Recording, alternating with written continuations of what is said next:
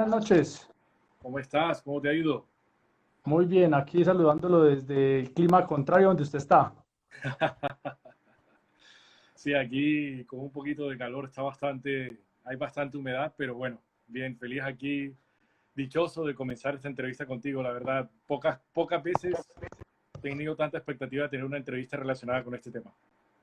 Excelente, muchas gracias por aceptar la invitación.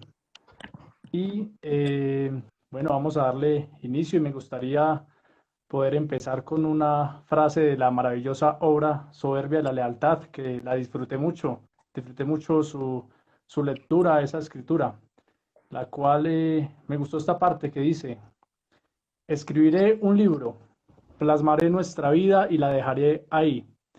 Las hojas respirarán y hablarán por mí cada vivencia, cada pasión, cada suceso de mi extraña, pero única vida. Palabras del excelentísimo y protagonista de la novela, Daniel. Nos ayuda a reflexionar, Alberto, en cuanto a lo que vamos a dejar al Aquí está mundo. Daniel Rigo. Me imagino que tú te mandaré tu copia física para que no te quedes solo con la digital, ¿vale? Que el libro físico como artefacto sigue teniendo su gusto y su misterio, ¿no? Muchas gracias. Me hace acordar de uno de los libros de Mario Vargas Llosa que paradójicamente se llama Los cuadernos de Don Rigoberto o de Rigoberto. No me acuerdo si lleva el Don, pero sí lleva el nombre mío, Rigoberto. Sí, sí, sí, sí, En así. este habla de donde el personaje, el protagonista, contrata a un arquitecto Ajá. y le dice como, hágame el plano de la casa, necesito hacer esto, aquí va a ir tal cosa, va a ir la biblioteca. Y el arquitecto como le dice, ah, bueno, yo entiendo esto. Y el señor le dice, no, no, no, usted me está malinterpretando. Todos tenemos que ir en función de la biblioteca. La biblioteca es la parte principal de la casa. Todos vamos a ir en función de eso. Entonces, los libros siempre van a representar algo importante dentro de un hogar. Muchas gracias. Claro que sí, con gusto. Y Alberto, esta frase de Daniel, el protagonista, donde él dice que va a escribir un libro, va a dejar plasmada su vida allí en unas letras, en unas páginas, al mundo, me lleva a reflexionar y nos lleva a reflexionar que todos nosotros tenemos que dejar algo en la vida. Siempre hemos visto esas palabras donde hay que dejar un libro, una pintura, alguna vivencia, pero que quede reflejado en algo, ¿sí? Porque pues las palabras se las lleva el viento, las historias se deshacen. Sí, así es, de acuerdo. Yo creo que esa es la eternidad de la divinidad. Un tema que siempre he tratado con varias gente con la que discuto el tema sobre cómo creemos que la divinidad es eterna y yo creo que es por las palabras, ¿no? Yo creo que realmente no creo en una divinidad como un ente o misterio, sino que creo que las palabras en sí mismas son las que se perpetúan a través del tiempo y los símbolos detrás de esas palabras son lo que realmente es el misterio de la divinidad. Y creo que eso es uno de los temas más bonitos de la novela, Rigo, que si la lees como lo que es una historia de personas mortales que se pueden creer el centro de su propio universo, ¿de acuerdo? Y que de alguna manera u otra logra generar su propia historia, muere allí. Pero realmente, y esto es un tip que le doy, una de las cosas más bonitas que tiene la novela es que simbólicamente traté de construirla de manera perfecta. O sea, es decir, los números, hasta Daniel Dubuc tiene carta astral. La gente no sabe que yo le hice carta astral a Daniel Dubuc. La fecha en la que cae, el signo que tiene, los números que van detrás de cada uno de los capítulos, el hecho de que sean 3 capítulos y la forma en que se dividió. Todo está calculado matemáticamente para que encaje dentro de lo que significan palabras y números dentro de la eternidad. ¿Por qué? Porque para muchos la sabiduría que implica la divinidad está ahí también metida en esas palabras que parecen no significar nada y significan mucho. Yo creo que para darle un poco de orden a la entrevista, a la cual, otra vez te digo, muy honrado me siento eh, teniendo esta entrevista. Normalmente me llaman para temas de derecho, me llaman para temas de entidad nacional y pocas veces para algo tan placentero como para hablar de obras literarias y sobre todo de la obra Soberbia de la Lealtad. Entonces no sé si quieras de pronto empezar tú como el que ordena la reunión diciendo cómo te parece que vamos a organizar el diálogo de hoy, de la horita de hoy. Listo, está bien, sí, precisamente acá tengo el derrotero. Y detrás de un escritor siempre hay un gran lector, ¿sí? El escritor mexicano de Aura, creo que se llama el libro, Fuentes. Sí. ¿Cómo es que es el nombre? ¿Cuál? Fuentes, el de apellido Fuentes. de apellido Fuentes, mexicano. Se me escapa. Carlos Fuentes. Carlos Fuentes. Ujú. Decía que 1000 veces antes de ser escritor hay que ser un lector. Y el día de hoy que terminé la novela, la terminé esta mañana, me propuse escribir una reseña sobre el libro para las personas que se van uniendo. Tal vez muchas de las personas que en este momento están viendo el en vivo dicen, bueno, ¿y de qué trata la novela? ¿Sobre qué trata la novela? Vamos a dividir esto en partes. Primero vamos a hablar de la parte del lector, de Alberto como lector, ¿sí? Vamos a conocer un poquito sobre la vida de él, sobre su forma, su formación literaria y demás, y después vamos a adentrarnos en el libro. Sin embargo, les doy un abrebocas, ¿sí? Una reseña que escribí en cuanto a lo que es el libro, la cual dice así: Soberbia la lealtad, una novela que retrata algunos roles, identidades, personalidades y rasgos propios entre los tantos libretos que le ha sido asignado a cada ser humano en el paso como protagonista de esta novelesca tierra. Nos muestra una faceta del ser humano donde el protagonista es el amor y el querer en sus diferentes dimensiones y momentos, donde tres son uno, como diría el autor: Daniel, Elena y Carlota. Anécdotas en torno a quienes fungen en esta novela en personajes tales como abogado, amante, juez, madre, padre, periodista. Una novela que nos lleva a reflexionar en cuanto al papel en la sociedad del derecho, la judicatura, el litigio, la multiculturalidad, el papel de la academia, la amistad, el significado de la traición, la muerte. ¿Qué más puedo decir? Léanla y descubran más aristas del ser humano por ustedes mismos. Ahora me gustaría hablar sobre el invitado, el autor de la novela, Alberto Páez Bastidas, abogado, columnista de Zona Cero, conciliador en Derecho, socio de Alumbra Asesores, profesor universitario, magíster en Literatura de la Universidad Javeriana, candidato a doctor en Derecho, 36 años de edad, deportista de alto rendimiento en waterpolo y escritor. Muy bien, Alberto. Ahorita hablemos un poquito sobre su infancia, sobre su vida como lector. ¿Desde qué edad le apasiona la literatura? ¿En qué momento fue ese encuentro, ese amor con la literatura? Bueno, el amor por la literatura crecía silvestre en la casa de mi abuela, ¿no? Eh, yo tengo una historia que siempre cuando, es más, hice la entrevista para el Magíster en Literatura en la Javeriana, me preguntaron exactamente esa misma pregunta. Cristo, que era el que hacía la entrevista, me preguntaba y me decía, ¿cuál es la razón por la que un abogado va a empezar a hacer un magíster en literatura cuando podría hacerlo en cualquier otra área de pronto de mayor trascendencia o especificidad en sus áreas de práctica? Entonces yo le dije, porque es que la literatura crecía silvestre en la casa de mi abuela. Mi abuela tenía una huerta, tenía varias cositas, a veces tenía una cosa atrás de ella, de sus alimentos y de sus cosas, y siempre, todos los benditos días, estaba leyendo a unas horas específicas novelas, todo el tiempo. O sea, si de alguien aprendí yo a leer, fue por parte de mi abuela ya fallecida, mi abuela Carmen, que si te das cuenta es la juez, el nombre en honor a ella, que es la juez Carmen Escarpati. La abuela Carmen todos los días, es que era impelable, podía ser el día que fuera, siempre estaba leyendo un momento en la mañana y un momento en la tarde. Una horita, 2 horitas en su mecedora, permanentemente en la casa del barrio Paraíso, leía sus novelas de manera permanente. Entonces yo creo que nosotros pasábamos todas las vacaciones de mitad de año, de fin de año, donde la abuela. Pasamos el fin de año allá, las fiestas de fin de año, y pasamos lo que era la mitad, todas las vacaciones de junio y julio en su casa. A veces nos dejaban 15 días allí y yo veía a mi abuela siempre estar leyendo, siempre. Y mi abuelo tenía una droguería que hace muchísimo tiempo siempre quedó marcada en mi memoria, que se llamaba La Atlántida. Ya sabrás que ese nombre nada más puede salir de parte de un lector, no puede salir sino de un lector. Entonces, por parte de la familia de mi madre, tanto mi abuelo materno como mi abuela, siempre fueron unos lectores y siempre era un tema para hablar y discutir. Entonces, desde ahí salió como ese génesis de ese interés por aprender qué era lo que leían y tratar de tener una guía de lo que era mi infancia como lector. Muy bien, entonces diríamos que en la costa han sido dotados de muy buenas abuelas, como Gabo, que me hace acordar de Gabo, la influencia de sus abuelos en su vida como escritor y como lector, y que le sirvió para escribir sus grandes novelas. Ahora, Alberto, ¿cuáles fueron aquellos primeros libros y por ende que usted considere que le marcaron en su vida no solo como lector, sino como futuro escritor? Bueno, mira que es un tema curioso porque aquí para citar a Borges, porque tú citas al mexicano, yo te cito a Borges, que Borges también decía que antes de ser primero un buen eh, escritor era un buen lector.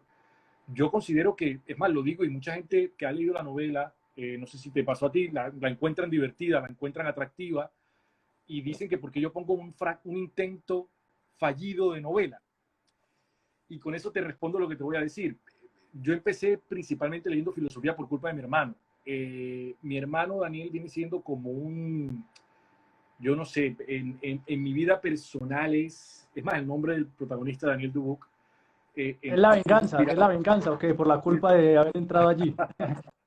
Sí, él es como una caja de resonancia permanente de inteligencia en la cual yo normalmente voy a generar catarsis. Él no sabe lo importante que es para mi vida el estarlo escuchando permanentemente.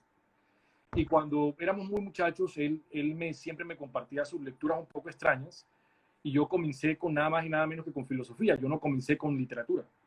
Mis primeros libros que yo recuerdo que marcaron mi vida fueron más de filosofía que, que de literatura. Y ahí estaba él marcándome el derrotero de manera agresiva.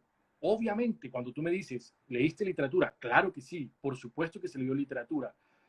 Por culpa de mi abuela, claramente los libros de Gabo básicos de cuentos y demás se leían. Los libros, sin duda, de Fuenmayor se leían. Y los libros normalmente cotidianos de la región se leían. Pero lo que marcaba mi existencia más que todo fue la filosofía. Al inicio fue la filosofía. Y para nombrarte el filósofo que hoy en día sigue siendo mi mayor aventura y lo puedo releer 450.000 veces y me sigue gustando igual, que Federico Nietzsche. Yo creo que es el libro por excelencia y fue, creo que los mayores regalos que me ha podido presentar mi hermano en la juventud. Tuvo un problema de crisis existencial por culpa de Nietzsche. Entonces, ya sabrás lo que significa para uno poder absorber, no sé si te pasa a ti, que hay libros que te logran absorber, te absorbe el libro y te genera tantas dudas y tantos cuestionamientos que pueden hasta cambiar la percepción de la existencia. Entonces Nietzsche tiene esa magia y generó esa magia en mi adolescencia tardía y cuando era muy joven, más que todo cuentos y demás. Pero que yo diga así de mi adolescencia, algo que me haya marcado, Federico Nietzsche. Muy bien, y ahí sí quisiera en algún momento, en otra oportunidad que habláramos, Alberto, porque precisamente hace poco terminó un libro que se llama Cioran, un aventurero inmóvil, que escribió o es una compilación de entrevistas de un escritor que se llama, por acá tengo el libro, yo miro dónde está, acá. Precisamente hablé en un video de él hace poco, Uh -huh. se llama Cioran, un aventurero inmóvil, 30 entrevistas, Ciprián Balcán. Y pues usted sabe que en la filosofía, muchos los filósofos estrictos no consideraron a Cioran como un filósofo, ¿sí? E incluso él no se consideró un filósofo, sino más un pensador. Y siempre en todas las entrevistas, entrevistan a personas de diferentes de partes del mundo y les preguntan como, bueno, ¿y cuál era la relación de Cioran con Nietzsche? Y si fue su predecesor, si continuó o no continuó. Entonces, más adelante en otra oportunidad sí me gustaría que nos hablara en cuanto a eso, porque la filosofía sí ha sido un tema que uno como para abordar un poco como difícil, como complicado y bueno, pero muy interesante. Por aquí está Danilo, Danilo 81, es su hermano, ¿cierto, Alberto? Sí, señor, nada más, nada menos, no sabía que estaba aquí en la entrevista. Qué pena haber dicho tantas cosas de la juventud, pero bueno, ¿quién lo manda? La entrevista es de libre entrada y Listo. salida. Saludos para él, para Silvia, para Laura Arias, Santiago, Jennifer. Y bueno, por favor vayan dejando sus preguntas aquí para ir respondiendo en el transcurso. Alberto, la siguiente pregunta no la hago desde el punto plano formal de tiempos de estudio académico, ¿sí? Ya que la respuesta sería muy evidente. La hago desde el plano emocional, reflexivo, convicción. ¿Primero fue abogado y después literato o primero literato y después abogado? ¿Cómo es el asunto ahí?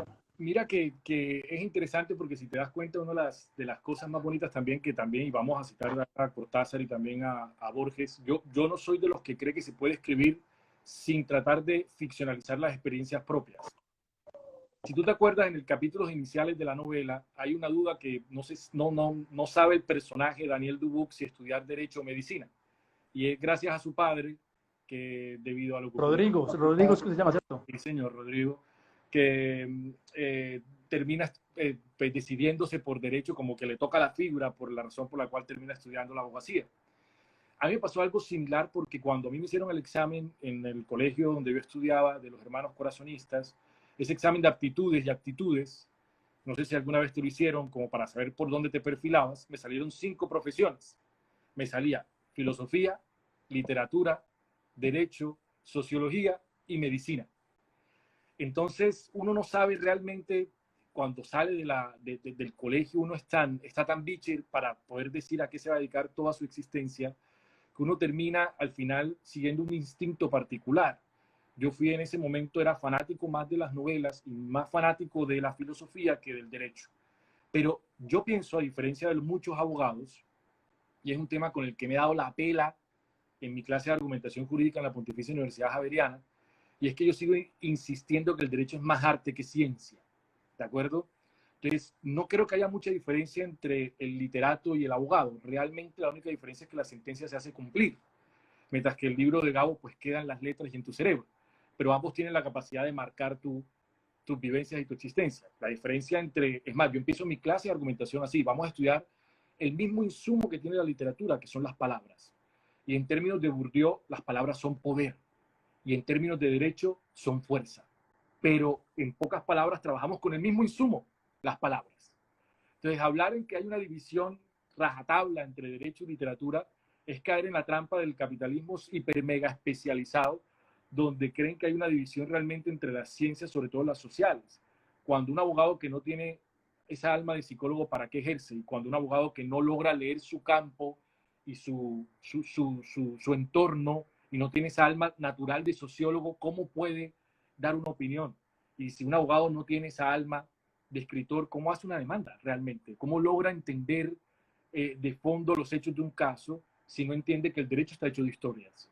Entonces, para mí te respondo bajo esa idea, porque esta es la idea de hablar un poco y expresarme y tratar de ser yo lo más que pueda en esta entrevista tan interesante. Por eso te digo, es de las pocas entrevistas donde no me toca tanto jugar un rol, sino tratar de expresarme 100% como soy.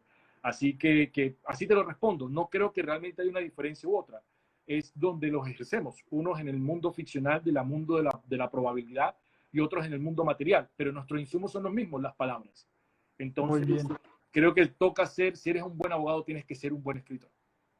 Y es ahí donde recordamos el libro clásico que nos colocan a estudiar en los primeros años de derecho, El alma de la toga, Por donde el supuesto. autor dice que el abogado es narrador, es novelista, es poeta, en resumen es un artista completo para llevar a cabo su función social como abogado.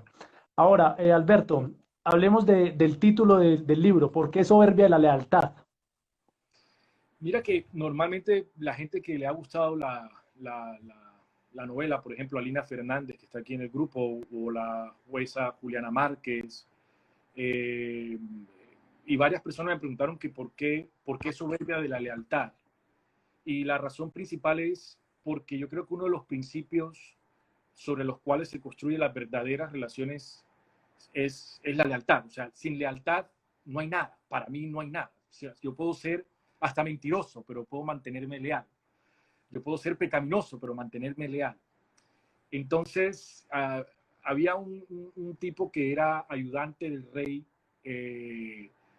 apellido Bontemps, del rey Luis XIV en Versalles, que escondía un personaje famoso de la literatura que fue ficcionalizado durante mucho tiempo, que era el hombre de la máscara de hierro. Y él conocía el tema de la máscara de hierro, sabía, y se lo escondió al rey muchísimo tiempo. Y el rey le dijo, pero es que me has traicionado porque me mentiste. Y el Bontemps le dijo, yo siempre he sido leal, así le haya mentido. Entonces la razón del nombre es darle a la lealtad el lugar que se merece, el lugar de la soberbia, el mayor de los principios de las relaciones humanas. Soberbia de la lealtad es poner en choque un valor y un antivalor. La soberbia como principio máximo de cualquier petulancia humana y la lealtad como el principio magnánimo por excelencia. Y decir, ambos te generan el producto de los 3 capítulos que te leíste. Cómo la sed al final de venganza te permite entrar en un juego donde la justicia, ¿será que es maniatada o no? ¿O hubo justicia al momento de hacer el acto por propia mano? Y es el juego que nos preguntamos al final todos los que trabajamos con la ficcionalidad del derecho. ¿dónde está la justicia? En defender al ser humano o en defender las leyes y los decretos que expide el Congreso. Entonces, por eso es tan bonito el nombre. Yo creo que esa es la razón principal de Soberbia de la Lealtad. Muy bien. Ahora, ¿cuánto tiempo le llevó escribir el libro? ¿Y cuál considera que es la parte más difícil de escribir la novela? Porque hago una reflexión. Cuando uno ve una persona como, construí una casa, me compré una casa o un vehículo, las personas por la visión como, uy, muy chévere, muy bonito. Pero en el arte es muy diferente porque uno dice, un libro, son 100, 200, 300 páginas, y las personas que no estamos involucradas en la lectura, que tal vez no hemos recorrido ese camino, que no hemos pagado el precio, podemos lastimosamente llegar a decir como, un libro, como menospreciar como ese trabajo cuando no estamos metidos en ese cuento. Entonces, por favor, ¿cuánto tiempo le llevó escribir este libro y cuál piensa que es la parte, que fue la parte más difícil de escribir de la novela? Bueno, para citar y seguir citando a mi familia, porque son las personas que más ha llegado, bueno, creo que la persona más allegada que yo tengo puede ser Mercedes Bisbal, pero me han marcado muchísima gente.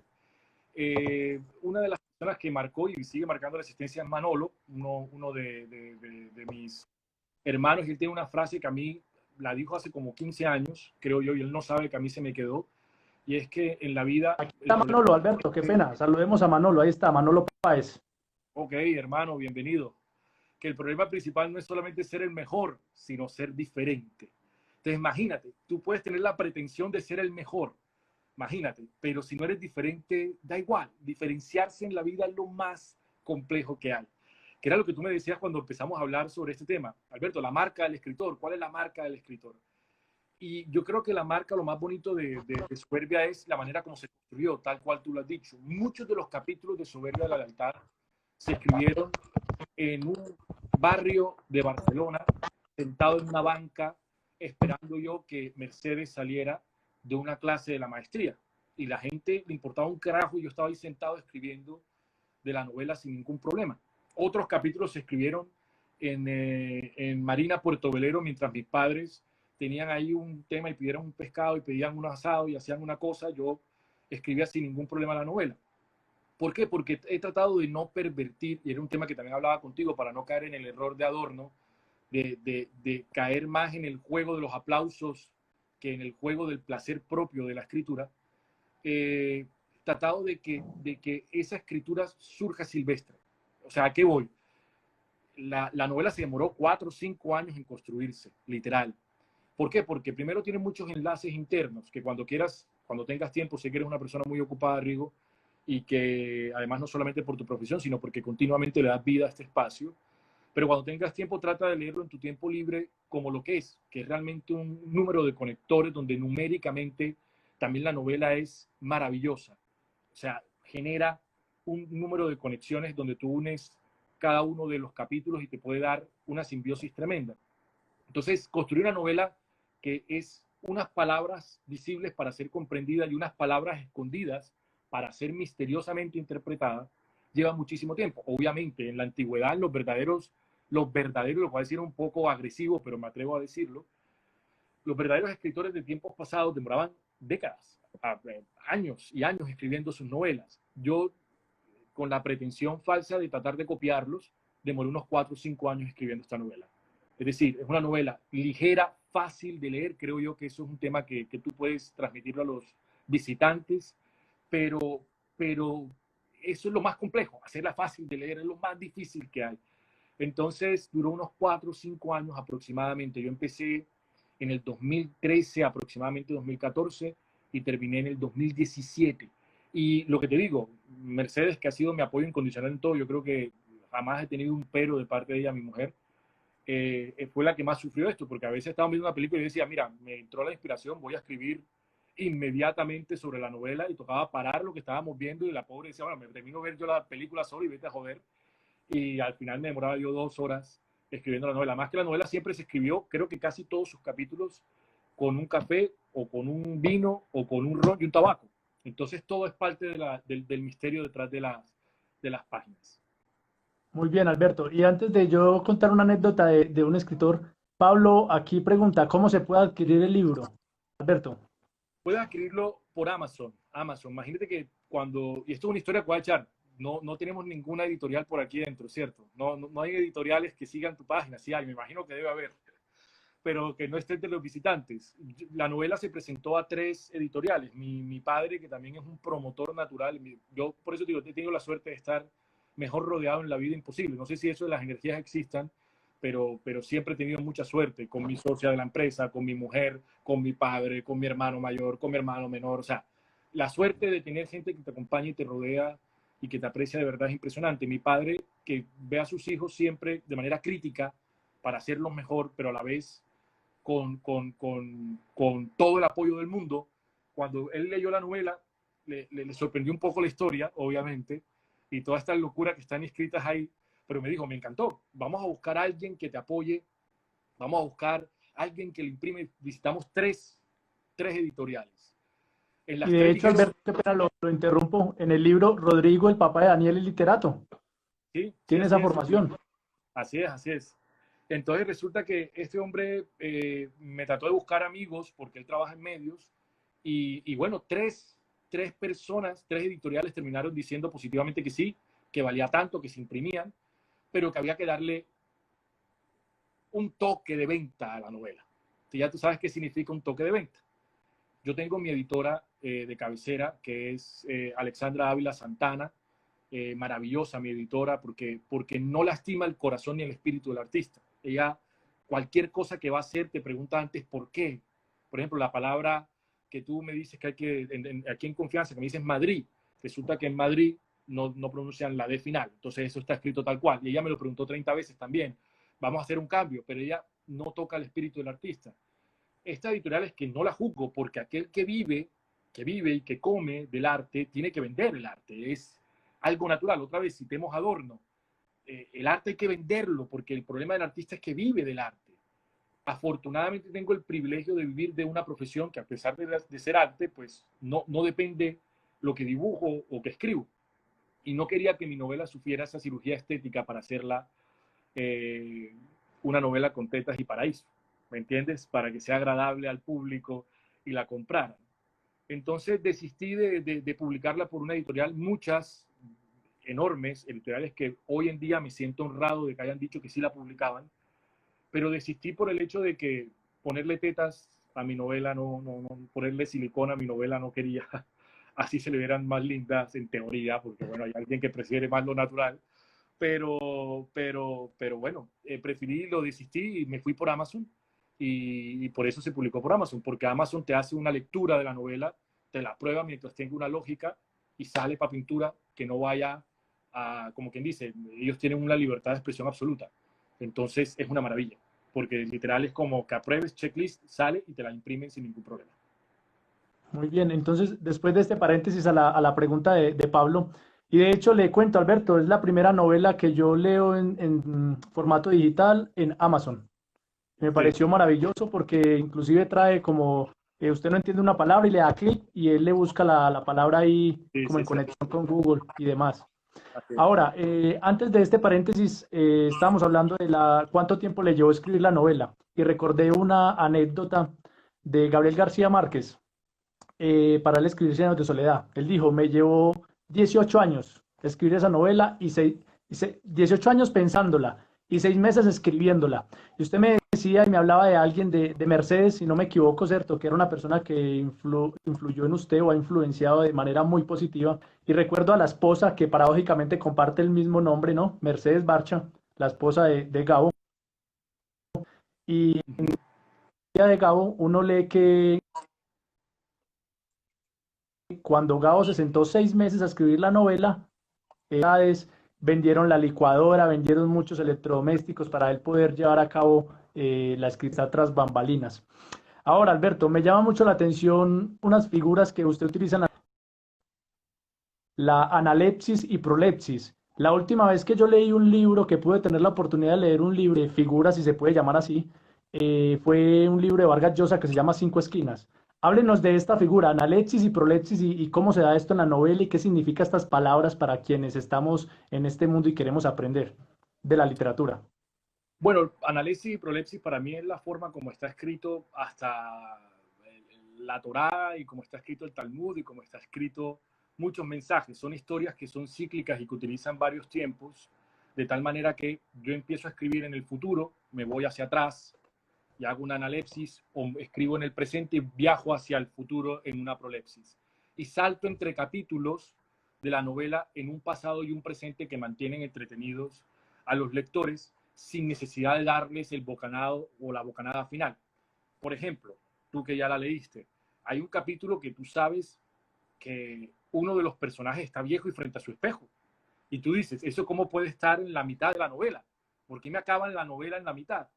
Y resulta que no, simplemente para mí cuando un escrito es bueno, te permite conocer su final, o es que acaso no pasa con las grandes obras del mundo. Tú sabes el final, normalmente, de Don Quijote de la Mancha, pero léetelo, que si sabiendo el final da igual, que la novela es igual maravillosa.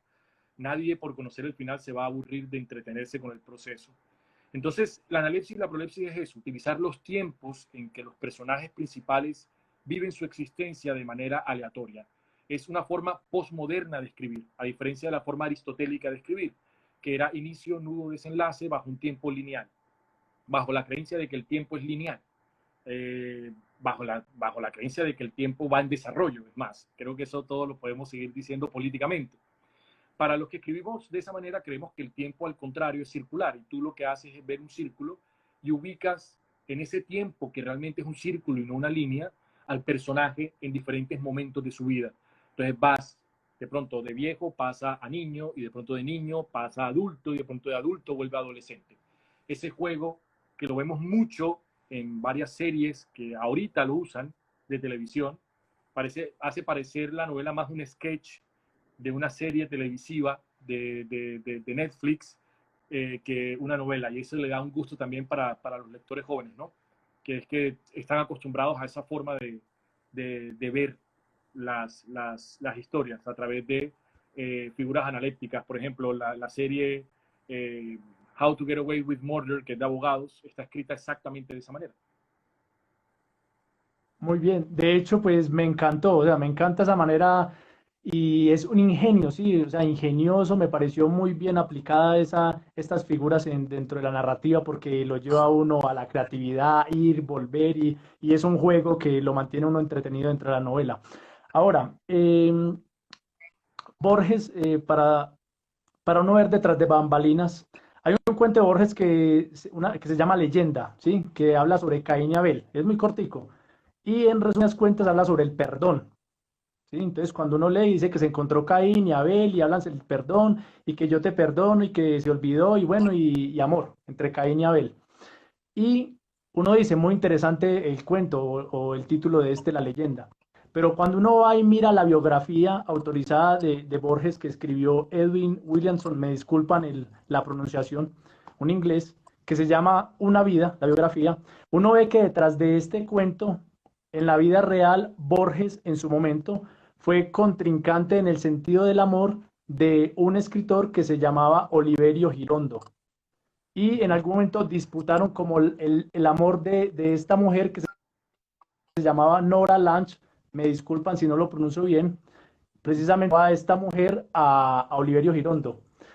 Tiempo después Oliverio Girondo fallece y Borges va con su mamá, ¿sí? La mamá de Borges, al funeral, le da un beso en la frente, quien fue su contrincante en el amor, y se marcha. Y el biógrafo dice que tiempo después, muy cerca, Borges escribió este cuento sobre Caín y Abel. Entonces uno ver esa carga emotiva, ver detrás de bambalinas lo que el escritor vivió en su vida real, le da una importancia mayor a lo que uno lee.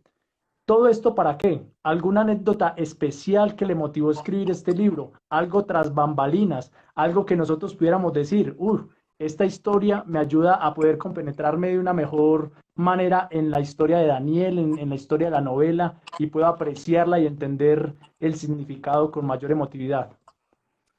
Hombre, claro, claro, Rigo. Yo creo que, y para volver y seguir con Borges, al igual que Borges, esa historia la palabra en hebreo es Agadot, que es leyendas. Él no lo hace al azar, él lo hace porque es un bendito y vivirá por siempre un genio absoluto. Y realmente en el Talmud y en muchas historias cabalísticas existen muchas historias que continúan con la historia de Caín y Abel. O sea, él lo que está haciendo es una maravilla. Ojo que cuidado que mi próxima novela, lo estoy hablando con una lectora de esta, puede llevar ese nombre, Ágadot. Así que cuidado, porque es un tema que a mí me encanta también. Entonces, el asunto principal es lo que tú dices. Yo, otra vez, es imposible poder transmitir sentimientos si tú no los has vivido. Yo creo que un escritor tiene que desenmascararse y vivir de manera libre y espontánea para poder encontrar realmente una escritura que logre transmitir a un auditorio la verdad de su sentimiento y de su alma. Por eso digo que una de las cosas más importantes aquí y que tiene la novela es que yo tengo que decir que la novela es en parte algo mío. O sea, no sé cómo explicarlo. La novela sí tiene y se nutre de todas las historias. Más, todos los personajes, las voces de los personajes, que si te das cuenta, eso también es otro tema interesante. Bueno, está teniendo acá un poco. Tal vez repetir un poco la última parte, Alberto, porque estamos teniendo como fallas en el internet. Sí, Rigo, ¿me oyes? sí, ahí ya lo escucho. Vale, vale. ¿Por dónde quedé? La última parte donde hablaba de este juego de las cábalas y demás. Ok. Sí, exactamente. Lo más probable es que la próxima novela, como lo estaba comentando Alina en el chat, que yo quiero, no le quiero dar un tiempo, porque una de las cosas es lo que te digo, que no hay que presionar al escritor para un tiempo, pero yo creo que hay que darle un tiempo natural a que nazca como un buen hijo. Pero uno de los nombres que quiero utilizar es Agadot por eso. Y dos, es imposible separarme a mí de la novela. O sea, no, la novela muere cuando yo te la entrego a ti. Ya tú puedes hacer lo que tú quieras. O sea, la separación del autor de la novela está cuando yo te la entrego. El arte queda en tus manos. Punto. Yo fallezco allí. Pero todo lo que está escrito ahí tiene algo mío. Todo lo que está escrito ahí tiene algo de las vivencias que he tenido con personas. Y hay voces, porque obviamente hay muchas escenas bastante controversiales que están inspiradas ya sea en mi socia, ya están inspiradas en mi mujer, están inspiradas en una amiga, están inspiradas en mi hermano, están inspiradas en mi mejor amigo español, y todos ellos hacen unas voces que permiten darle sentido a la novela. O sea que la respuesta es la misma que de Borges, la respuesta es la misma. No, es imposible separarme del texto. O sea, si tú me dices, Alberto, pero entonces todo eso lo viste, ¿no? Porque hay un homicidio, entonces yo tendría que confesar un homicidio para poder entrar al tema. No, pero sí puede ser alguien que lo vivió. Mi experiencia como abogado lo que hace es permitirte ser un, un receptor de historias. Tú eres un receptor de historias todo el tiempo, a toda hora, en todo momento, todos los días de tu vida. Tú recibes la historia del divorcio, recibes la historia de la pelea familiar, recibes la historia de la empresa que se quiebra, recibes la historia del trabajador que fue despedido. Somos receptores de historias. Entonces, claramente, eso hace parte de la novela, y cada una de esas historias que fueron recibidas hacen parte también de allí. Obviamente todo con anonimato, jamás utilizo ni violo mi confidencialidad, pero claro, por supuesto que sí. Muy bien, ahí prácticamente como diría Gabo, que no hay una sola línea de mis novelas o de mis libros que no me haya sucedido, que no hable de Colombia. Muy bien, Alberto, cuando uno tiene la costumbre de leer a Gabo, de leer a Borges, leer, por ejemplo, un Fernando Vallejo, uno puede llegar a leer textos o partes donde uno dice, esto lo escribió Gabo, esto lo escribió Borges, esto lo escribió Fernando Vallejo, porque uno aprende a conocer ciertas palabras, ciertas maneras de escribir, la cultura, ciertas palabras propias de cada región. Y Céline,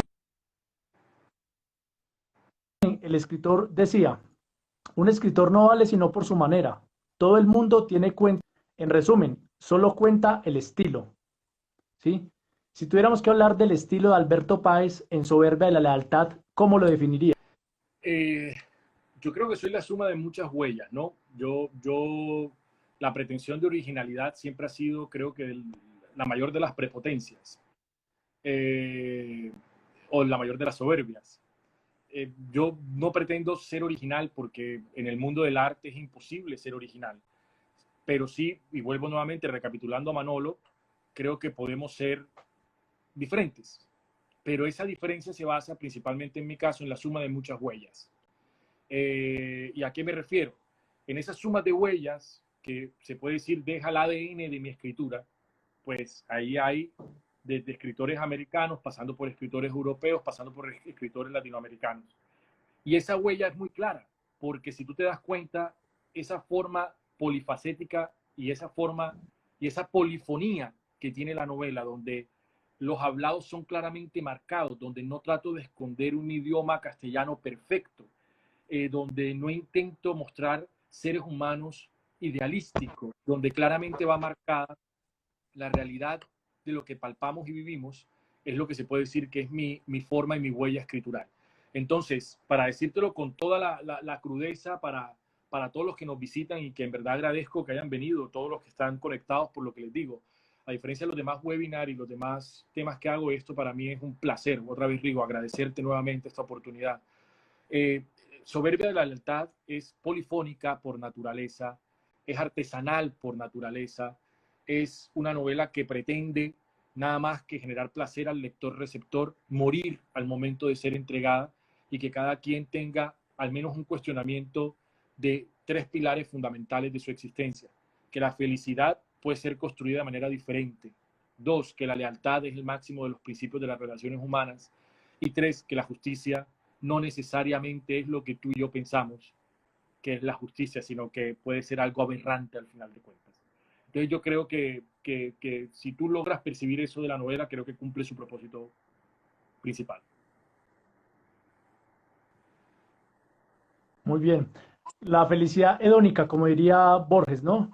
Ahorita vamos a Sí. entrar a un tema polémico en nuestra parte occidental, ¿sí? Vamos a hablar sobre el poliamor en la novela, es decir, Daniel, Elena y Carlos. Me hago unas preguntas, Alberto. ¿Se puede amar al mismo tiempo a varias personas? ¿Hay momentos en la vida donde solo amemos a una persona? ¿Hay diferentes formas de querer? ¿Hay diferentes formas de amar? ¿Y necesidad de traicionar al uno o al otro? Y para darle la introducción a este tema, que sea el autor el que nos hable de este poliamor, de este trío de amor entre Daniel, Elena y Carlota, voy a citar un texto de Gabo en su biografía autorizada Martín, ¿sí? Que paradójicamente tiene el mismo nombre de la biografía de Borges, se llama Una vida. Y Gabo dijo esto a su biógrafo: la vida solo se comprende cuando es ya demasiado tarde, e incluso puede que entonces cambiaras de opinión si vivieras más tiempo. Es muy difícil separar el amor del sexo, es muy difícil separar el amor de la costumbre, la gratitud o el interés. Puedes amar a más de una persona al mismo tiempo. Hay muchas clases de amor y puedes querer a las personas de formas muy diferentes.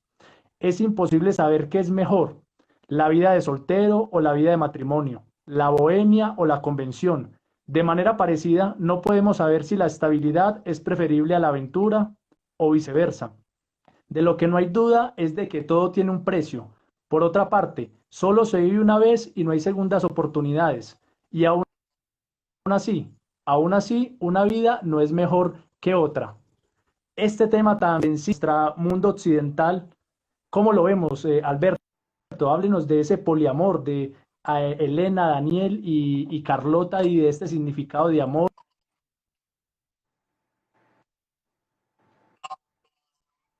Básicamente de estar con una sola persona, ¿cierto? De solamente la... Bueno, yo creo que lo primero que traté de quitarle, a pesar de que tiene aspectos claramente sensuales la novela, lo que traté, una de las primeras cosas que intenté hacer fue quitarle el aspecto pornográfico a la novela. Yo creo que una de las cosas más bonitas que uno logra percibir si realmente la lee es comprender que ellos son a su manera se aman, a su manera en verdad están el uno para el otro y el otro para el uno, y que efectivamente sí hay amor entre ellos. Eh, el tema del poliamor me parece maravilloso en la novela porque creo que puede ser la primera novela, y lo digo obviamente sin pretensión de originalidad otra vez, porque mira que el genio de Gabo pues lo dice fácilmente, pero creo que sí intenta poner el poliamor como el centro del amor romántico, ¿no? Y yo creo que en eso, y por eso me encanta que hagas énfasis en el tema, porque creo que esta sí puede ser una novela pionera en ese sentido. ¿Pionera en qué sentido? El amor romántico, romántico, es el centro a través del poliamor. Dos, yo creo que nuestras relaciones humanas se han capitalizado, y la palabra capitalizado, Rigo, la utilizo desde el punto de vista económico. Yo creo que hoy en día el hombre y la mujer se ven mutuamente como propiedades, ¿no? Dueño del órgano sexual deseo del otro. La razón por la cual hoy en día la gente exige, porque es no es un acto de libertad, la gente exige del otro la monogamia es porque es un acto de propiedad, es la forma de poseer al otro, es el acto por medio del cual tú eres mío, y no solamente eres mío en tu mente, sino que eres mío en tu cuerpo, eres mío en tu órgano sexual, eres mío en todo lo que tienes. Yo creo que técnicamente, y eso es lo bonito de la ficción del poliamor de la novela, es que la novela logra demostrar que se tienen más allá de lo que sexualmente el uno es para el otro, y ellas dos se aman entre sí. En pocas palabras, eh, otra vez, poner en el centro del amor romántico el poliamor es algo tan arriesgado que yo creo que es lo más atractivo de esa novela, que hay un momento en que tú no te das cuenta y pasa a un segundo plano. Ellos se aman de esa manera. Y resulta que tú no te das cuenta, Rigo, y tú vas leyendo y te interesa qué va a pasar en el juicio. No que este hombre tiene dos mujeres y que en verdad no las tiene. Pareciera que ellas lo tuvieran a él. O sea, no es una relación de un hombre macho alfa con dos mujeres que somete. No, son tres personas libres que se unen y forman una unión sin necesidad de oprimir ninguno al otro, ni ser ninguno mayor que el otro, ni ser el uno pilar de nada. Entonces yo creo que eso es lo más lindo de la novela, tratar de generar esa crítica constructiva de que pensemos por un segundo que hasta nuestra relación más íntima ha sido construida por un interés económico. Y pensemos por un segundo que hasta nuestra relación más íntima, que es con la persona que duermes, puede, puede estar construida por otro y no por ti. Y que al final Daniel Dubuc, Elena Ponce de León y Carlota del Pozo lo único que hicieron fue construir ellos su forma de ver la vida. Entonces, yo creo que el día que nosotros entendamos que el otro no es propiedad de ninguno, ni siquiera tuya, y que si no es porque te quiere, y que si te quiere estar ahí es porque se le da la gana, ese día tal vez se rompan esas brechas de lo que hoy llamamos, si se puede decir, fidelidad. O sea, es decir, otra vez, no quiero llegar a la polémica que es lo que tú dices. No quiero decir que la monogamia esté mal, no quiero decir que la poligamia, porque es diferente al poliamor, esté mal. Simplemente estoy diciendo que estos personajes lograron construir, sin que nadie se metiera en su vida, con unos amigos que al igual los aceptaban, libremente su vida, siendo felices sin afectar absolutamente a nadie. Y que en parte el ser ese triángulo de amor, porque es un triángulo, fue lo que les permitió sobrevivir a la dura tarea que tenían destinada por parte del escritor, ¿no?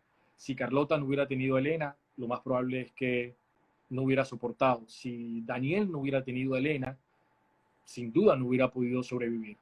Y Elena realmente para mí, por eso yo te decía cuando hablábamos mientras iba leyendo la novela, es un personaje fundamental, silencioso, y que también trato de rescatar sobre la labor de la feminidad, donde muchas veces muchos hombres nos robamos eh, el show o la estrella por el simple hecho de ser una estructura patriarcal la que nos rodea, ¿no? Pero realmente la sabia es la mujer, y realmente la que te ayuda y te integra y tomar la decisión correcta fue tu mujer, y que la que realmente está atrás dándote los consejos sabios que te hacen tomar las decisiones correctas son o es tu mujer. Entonces, eso es lo bonito de acá atrás, que lo que tú dices, es el poliamor el centro de la novela. Lo es al principio como para llamar la atención y hacer despertar el morbo, pero al segundo capítulo pasa a un segundo lado, y cuando llega Rosario, Rosario se vuelve el centro y se vuelve maravillosa toda esa experiencia donde realmente puedes ver a personas normales queriéndose entre sí sin mayor morbo que el amor entre ellos mismos.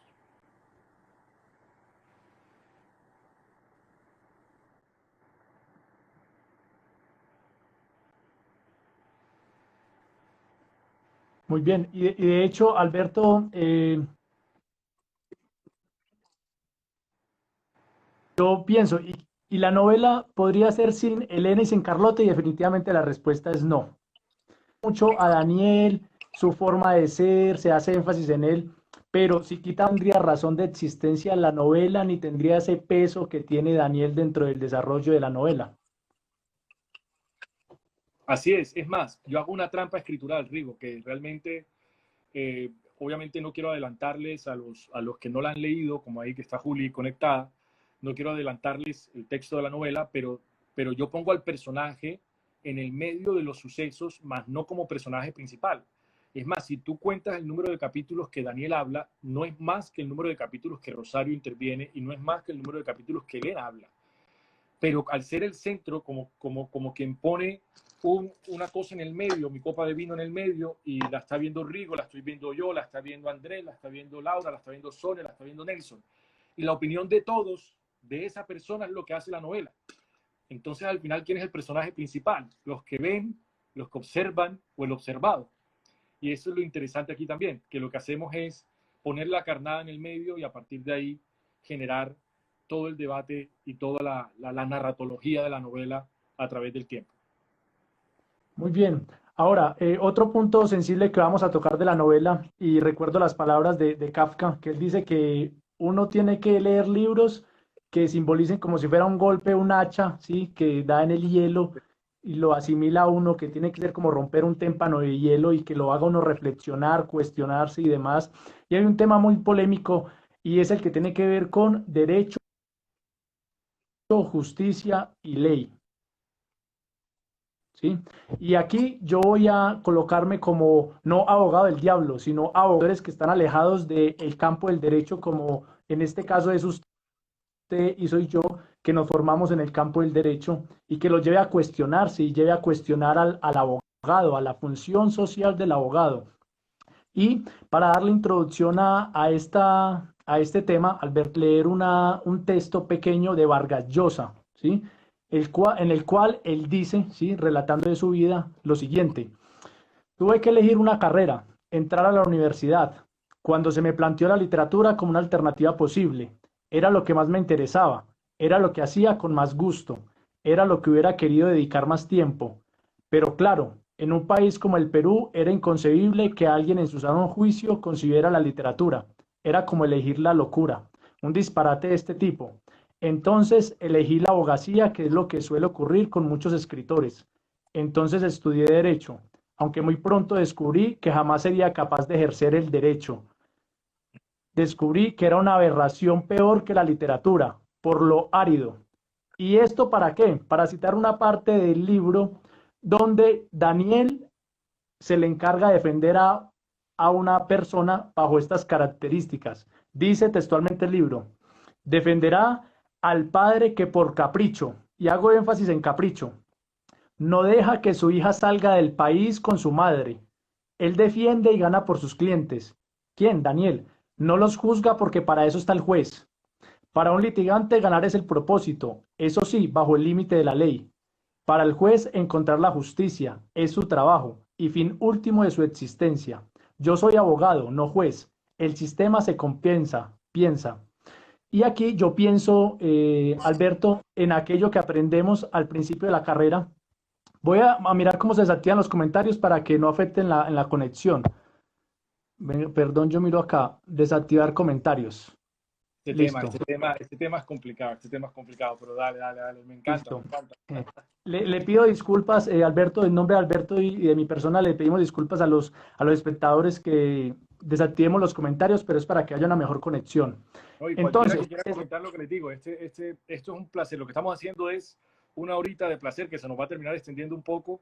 Así que todo el que tenga comentario, me importa un rábano si recibo 350 inbox. Así que por favor, todo el que tenga dudas, no duden en preguntarme si hace parte de esto o también a Rigo. Siempre estamos dispuestos así sea trasnochar respondiendo. Cuando es algo por placer, se hace a gusto y a cualquier hora.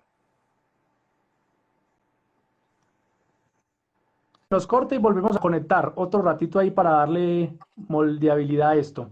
Cierto, cuando entramos a la Facultad de Derecho, en algún momento se nos enseña el decálogo del abogado. Y es donde nos citan al profesor uruguayo Eduardo Juan Couture. No sé si están, por favor. Y sabemos que el decálogo del abogado plantea una serie de principios en el cual debe ser la misión, la visión de todo abogado al ejercer el derecho. Y me pregunto yo como lector, como abogado del lector, no abogado del diablo, ¿acaso esta parte de la novela donde Daniel va a defender a alguien meramente por capricho no va en contra del principio establecido en el decálogo del abogado que dice lucha?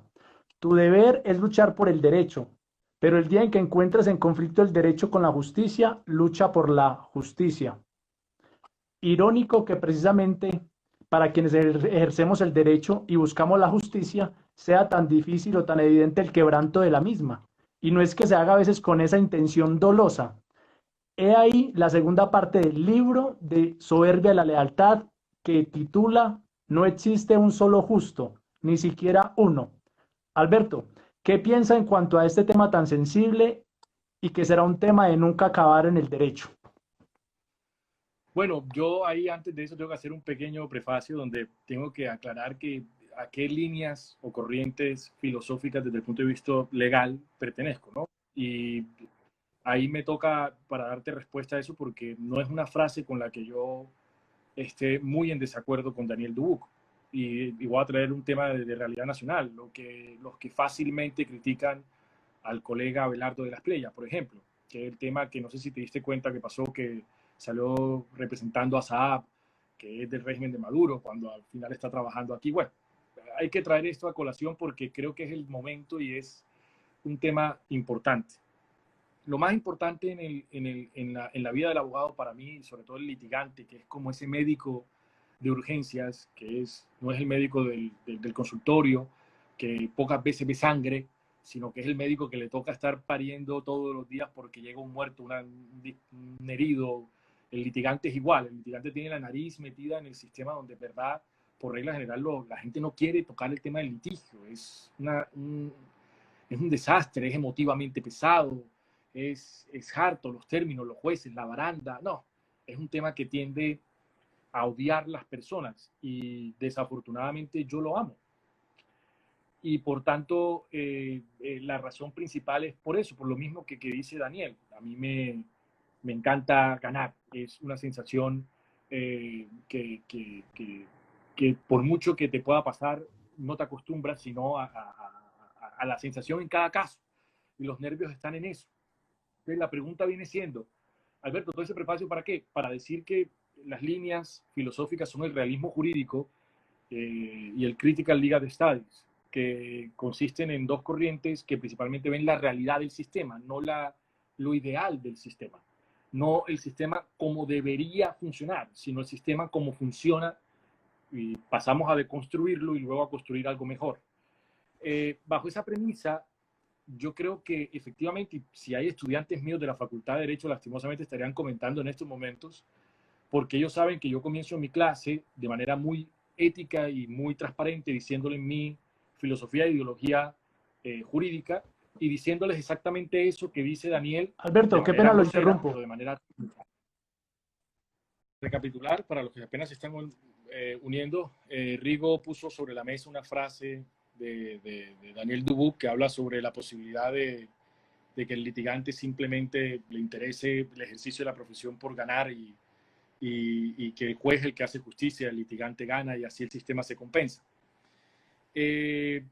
Obviamente, lo que les decía antes era que cuando yo empiezo a dictar mi clase en la Facultad de Derecho de la Facultad de Ciencias Jurídicas de la Javeriana, les digo que lo más lindo que tiene nuestra profesión es lo versátil que es. Es una profesión versátil. Y que el litigante tiene un ADN, es un ADN, tú no puedes obligarte a ser litigante, yo se lo digo a los estudiantes, donde les digo, el sistema del derecho, y estoy citando a la Corte Interamericana, no es inventado por mí, ni la parte de que el derecho es un sistema vivo, lo dice la Corte Interamericana, y yo les digo, bueno, si es un sistema vivo, tiene que tener algo de qué se alimenta, tiene que tener un corazón, tiene que tener unas piernas, tiene que tener un brazo. Les digo, el corazón es la judicatura, por supuesto que sí. Un sistema del derecho cuyo corazón esté fregado está mandado a recoger. Los jueces son el centro de la democracia para mí, en mi creencia en la teoría de los critical legal studies y el realismo jurídico. Es sin duda el juez, el pilar del sistema. Los legisladores son los brazos, las procuradurías y las contralorías, las piernas. Y la duda que siempre me hacen los estudiantes al final cuando termino diciendo, me dicen en la clase de argumentación, que es más o menos una clase de litigio, me dicen, bueno, doctor, ¿y qué hacemos con los litigantes? Y yo digo, pues nosotros somos el sistema, la parte final donde se excreta el sistema, donde se limpia el sistema. Y todos quedan, pero ¿cómo va a decir usted eso, doctor? Claro, todo sistema tiene que limpiarse y tiene que generar una renovación. Los litigantes son, al final de cuentas, en el sistema, aquellas personas que ejercen y cuyo fin es defender la institucionalidad, el imperio de la ley, defender un statu quo, pero sobre todo a su cliente. El litigante no tiene por propósito luchar en sí mismo por la justicia, porque su fin es el derecho de defensa. ¿De acuerdo? Entonces, el litigante en el momento que empieza a juzgar a su cliente tiene que guiarlo en la legalidad, tiene que protegerlo dentro de la legalidad y tiene que ser su mayor confidente. No puede ser su juez, porque si fuera su juez, ¿en qué momento se ejerce la defensa? Al final, el litigante tiene por propósito entender, comprender y representar. Por eso la palabra más bonita aquí es que, Bueno, yo hay un poco de dificultad con la hago conexión. una traducción del drama de mi cliente y lo llevo al lenguaje jurídico, y en ese lenguaje jurídico trato de lograr lo que el cliente me pide que logre. Eso significa representar, es volver a presentar en otro idioma. Yo le digo y se lo explico a todos mis estudiantes, ese es el fenómeno del trasvase. Cuando yo paso del mundo mortal o vulgar al mundo jurídico, hago un trasvase, paso de un artefacto a otro, paso de un medio a otro, y mi función es llevar ese clamor de mi cliente, justo o injusto, ante una persona que sí decide qué es lo justo. Entonces, obviamente, de ahí viene ese tema, de ahí viene el asunto de Daniel Dubuc, y de ahí viene esa creencia que parece loca, y por eso te ponía el tema de Abelardo de la Espriella, porque es fácil para de pronto cualquier persona por fuera del sistema levantar el dedo y decir este tipo es un tal, este tipo es un tal, cuando realmente lo que hace es representar intereses. Y eso es lo que hace el abogado litigante, representar intereses. Obviamente con una ética. ¿Cuál ética? Jamás entrar a comprar un juez, comprar una prueba, comprar un testigo. No, no, no. Eso tienes que ser muy malo, como le digo yo a mis estudiantes. Tienes que ser un abogado mediocre para tener que comprar gente. Pero mientras eso no ocurra, tu fin es ganar. Tu fin es ganar. ¿Y ganar qué significa? Darle al cliente, dependiendo de lo que te haya pedido, representar lo más que se pueda. Muy bien, Alberto, muchas gracias. Ahorita hay algo bien importante y me gustaría, tal vez, si más adelante usted me lo permite, que ahorita solamente hagamos un abrebocas de la tesis, ¿sí? De maestría, del título, de una pequeña introducción, donde podamos dar a entender o visualizar a la estancia de la literatura, ¿sí? Y cómo esta, a través de la simbiosis con el derecho, se realiza una eficiente, efectiva y nace, o la que se conoce como legal, ya me dirá usted la palabra en inglés que yo mejor, story, si la pronuncia usted.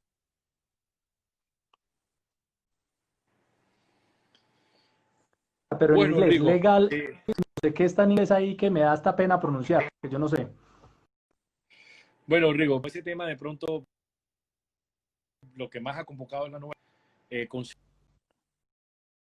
concisos, y lo que trato de hacer yo bajo un trabajo interdisciplinario es en el magíster que cursé de literatura y que estoy intentando probar en mi tesis doctoral, es que efectivamente el derecho está limitado. El derecho no tiene en sí mismo herramientas para mejores que la literatura para enseñar a transmitir historias. ¿De acuerdo? Entonces, el legal storytelling es la capacidad de un abogado de narrar historias.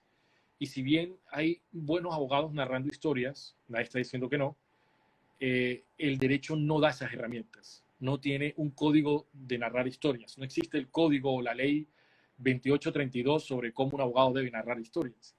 Entonces, para eso es obligatorio acudir a la narratología, a los principios básicos de redacción, para que un abogado sepa cómo narrar historias.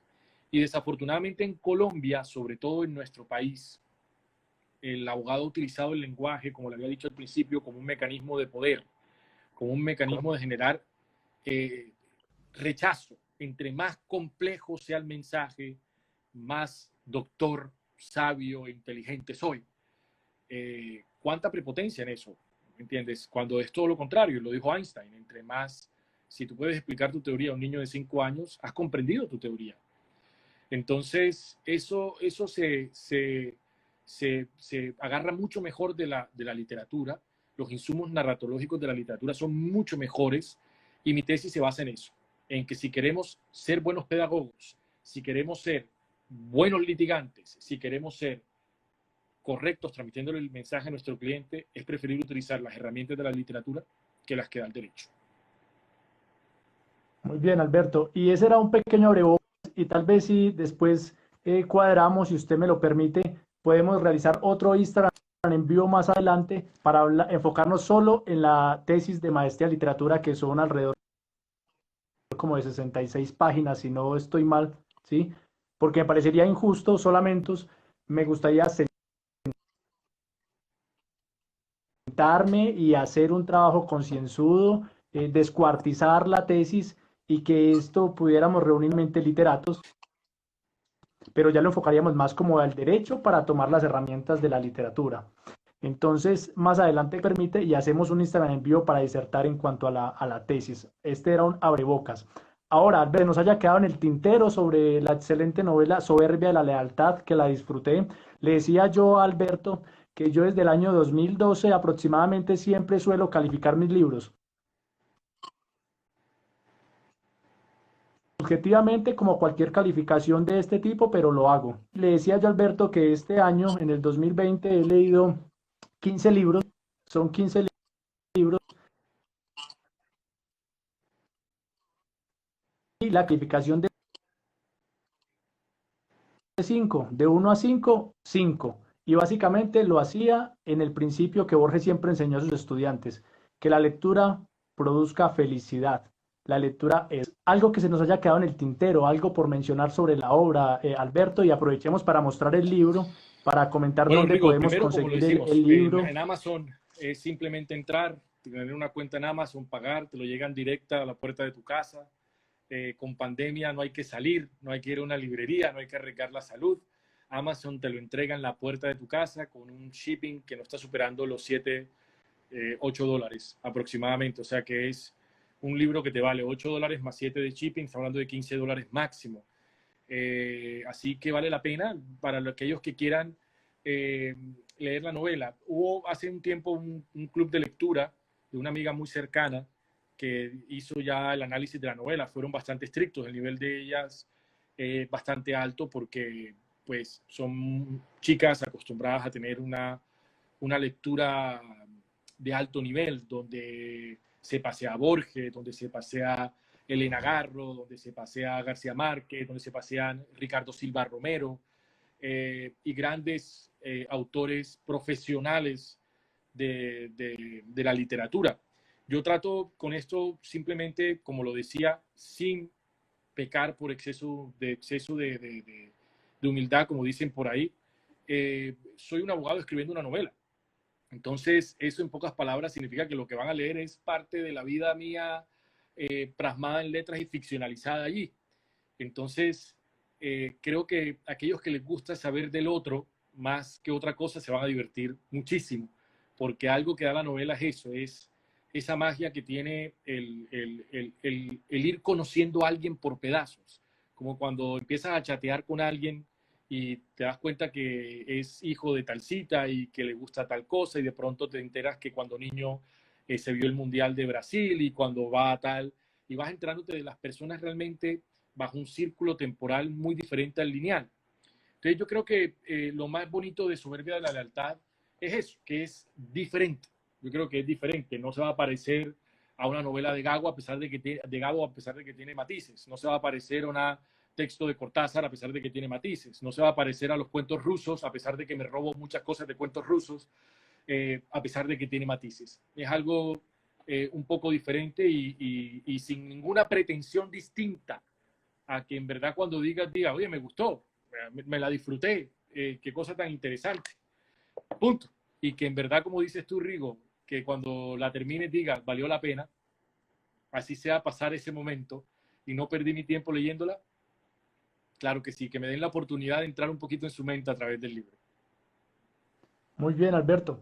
Ahora, antes de activar los comentarios para resolver preguntas, inquietudes, saludos y demás, yo estoy promoviendo estos espacios, Alberto, hace unos días y la idea principal mía es llegar a aquellas personas que tímidamente como, ay, yo no leo o me da pereza o yo una vez cogí un libro y no me gustó y entonces ahí no volví a leer porque es súper maluco, súper estresante es motivar a aquellas personas, más que sean unas conversaciones netamente tal figura, otra figura, o de expertos o de analistas, es de promover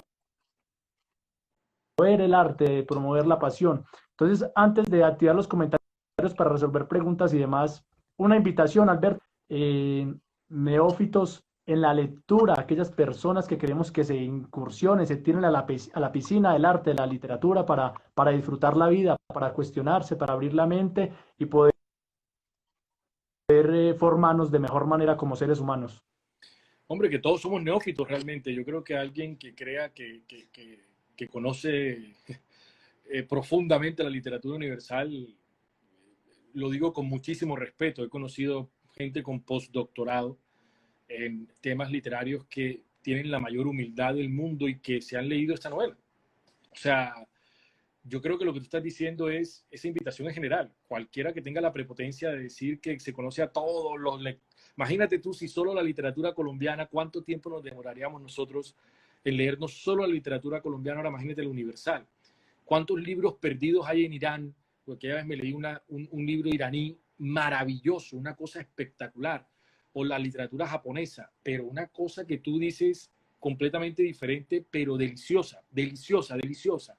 Entonces yo creo que yo siempre le digo a la gente que es tímida al leer, es que si le gusta viajar. Yo creo que conozco muy poca gente que no le guste viajar. Para mí leer es viajar un poco.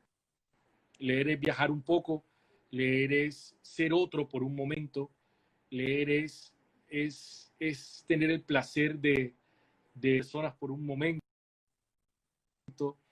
leer es el placer más grande que hay por el simple hecho de que puedes ser otro siendo tú, porque viajas a otros lugares estando en tu habitación, porque miras a otros mientras permaneces tú absolutamente quieto. Entonces yo, a todos aquellos que están viéndonos y si este mensaje queda para repetición, hombre, Rigo, que el que no lea se está perdiendo de uno de los mejores placeres de la vida, tanto como comer, tanto como, bueno, otras cosas. Creo que leer hace parte de esos placeres de la vida. Muy bien, Alberto, muchas gracias, muy agradecido por haber aceptado esta invitación. Le invito para que activemos los comentarios, si hay algunas preguntas, inquietudes y si usted quiere saludar a alguien de manera personal, especial, bien pueda. Claro que sí, vamos a ver quién permaneció durante esta hora y casi 20 minutos. Hombre, Iván, muchas gracias por venir, Ani, igualmente. Ahí vi a Milena también, que lo compró hace poco y que iba por el capítulo de Carlota en Shotcitos, ese fue el nombre que aparece. Alina, obviamente, Alina lo compró, creo que salió y tenía el libro ya en la mano porque ella conocía mis escritos previos. A Tatiana, tu novia, por supuesto que sí. Claro que sí. ¿Quién más veo por aquí? A ver. Bueno, Silvia Van Houten, todavía la veo. A Milena. No sé si Silvia ha comprado mi novela. Silvia, esa novela es un poco libertina. Cuidado con comprarla. Cuidado con lo que vas a leer. Te va a poder echar para atrás. ¿A quién más veo? Museo Colombia. Bueno, muchísimas gracias Está por saludando una asistir. amiga mía, Alberto, que... ¿A quién? Cuéntame. Sí, igual que Arena, yo creo que esa es la mejor comparación, ¿no? Yo creo que Aquí nos está saludando una amiga mía se te que cortó, Rico, te un aprovecha. poco tarde, pero lo que está diciendo Arena Bla es que viajar y leer es similar. Es que no tengo otra forma de compararlo con un acto físico. Yo creo que sería como viajar. Piensa tú que viajas al pasado, o viajas al futuro, o viajas a, a México, viajas a Japón, dependiendo de la literatura. Es una maravilla. Por eso yo digo que el leer es como viajar. Yo estoy completamente de acuerdo contigo. Bueno, ojalá. Sí, Iván, lo que te decía, no sé si me alcanzaste a escuchar o se cayó la señal en ese momento, eh, fue el tema de que efectivamente mi tesis de maestría, en las preguntas del magíster que me hicieron al momento de sustentar la tesis, varias de ellas iban encaminadas a eso, a probar esa sujeción o esa dependencia entre el derecho y la literatura, ¿no? Donde en teoría una persona que citaba permanentemente a Derrida, uno de los calificadores secretos, me decía, ¿por qué no sometiste el derecho a la literatura? ¿Cuál era el miedo a decirlo de frente? Y yo decía que no, porque mi trabajo siempre ha sido interdisciplinario. No creo que una ciencia sea mayor a otra, ni creo que una ciencia tenga el deber de depender de otra, pero que en mi tema o mi tesis doctoral, lo que sí estoy tratando de demostrar es exactamente eso, que efectivamente el derecho necesita de esos insumos y esos saberes literarios como una necesidad no opcional, o sea, no es algo que el derecho pueda sobrevivir sin eso. Entonces, sí, ya en la tesis doctoral lo que quiero probar es que sí hay una dependencia, eh, ya no por mera utilidad, sino por necesidad. El derecho necesita formar a los abogados con los saberes literarios para poder expresar mejor nuestras ideas, tanto en tribunales como al cliente y como en la pedagogía. Muy bien. Por ahí saluda a mi amiga Ani, Ani-Inu, Gabriela, vive en Estados Unidos. Ayer me escribió, se interesó por la novela, me dijo que le parecían muy buenas las publicaciones, los extractos que habíamos colocado en los estados y está esperando su libro que le llegue en Amazon. Algunos lo pueden comprar electrónicamente y otros lo prefieren en físico.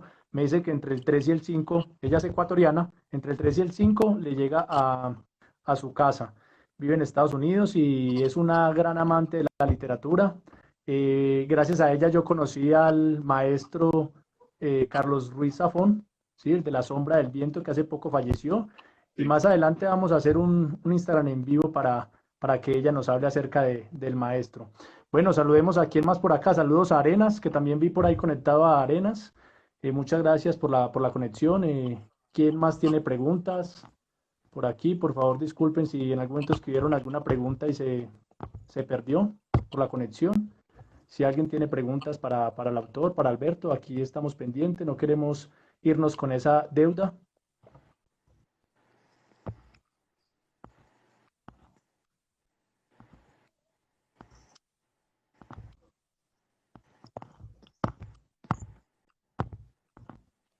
Bueno, lo importante, como te venía diciendo, seguramente el tema de la caída del Internet hace que existan, obviamente, esos problemas de conexión. Pero lo más importante aquí es para seguir hablando del asunto, que yo te decía a ti cuando hablamos, que me diferenciaba contigo y de Borges, ¿de acuerdo? Que obviamente ya es mucho decirlo, pero me diferencio del gran Borges en el tema de votar o dejar la literatura porque no me gustó el texto. No sé si te acuerdas que te dije o en nuestras discusiones, es que yo me diferencio con Borges ahí porque hay veces que la vida me ha enseñado a mí, pues a diferencia de la experiencia de Borges, que los libros son como personas. Entonces, hay veces que uno tiene unos encuentros negativos con ciertas personas o hay algo que le repele de ciertas personas al primer momento y resulta que termina siendo uno de los mejores descubrimientos de tu vida. Entonces yo siempre que empiezo a leer un libro lo termino. Así me cueste la vida terminarlo. Si tomé la decisión de agarrarlo y leerlo fue porque me llamó la atención por alguna causa. Entonces soy más de esa tesis de los libros son como personas.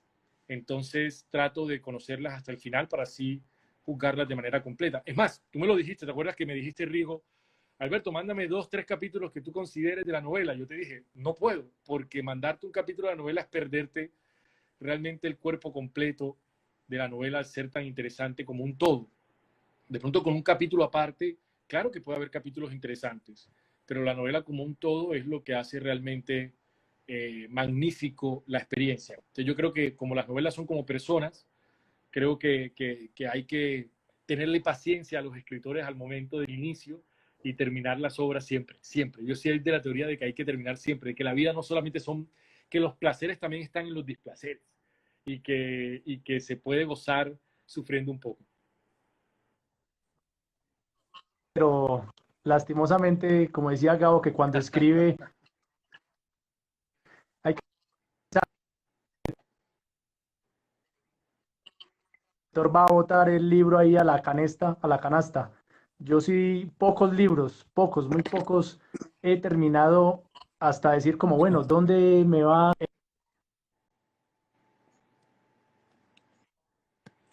un trabajo valioso de cada escritor? Pero bueno. Entonces, Alberto, muchas gracias por estar aquí en este en vivo. Agradecerla. Invitamos a todos para que puedan leerla, puedan adquirirla a través de Amazon, ya sea de manera virtual, electrónica o física, les puede llegar el libro. Estamos en contacto para que podamos disertar sobre la tesis de maestría de la importancia de la literatura en el derecho y podamos hacer más publicidad y podamos disfrutar de esta Claro que tesis. sí, Rigo. Muchas gracias por tu invitación. Lo que te digo, yo siempre prefiero el artefacto físico para ciertas novelas. El dibujo también fue una obra mía que se hizo, pero también tengo Kindle. O sea que hay cosas que se compran también por Kindle y por digital. Entonces, muchas gracias a ti por esta invitación, Rigo. La verdad lo disfruté mucho y espero, ojalá cuando saquemos la segunda también me invites a disfrutarla aquí de esta manera y que te encante tanto como fue Soberbia de la Lealtad. Listo, muchas gracias. Un abrazo, Alberto. Estamos en Vale, contacto y muchas gracias a todos los espectadores y fuego. feliz noche.